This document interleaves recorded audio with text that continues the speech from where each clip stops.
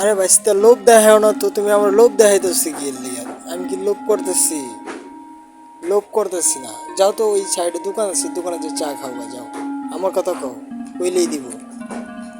অন্য কিছু খাওগা, যা মন চাই তাই খাওগা, যাও। তুমি কিন্তু লোভ করো। লোভ না করলে তো কোনো কিছুই করা যাবে না। লোভই হলো সবচেয়ে বড় নেশা।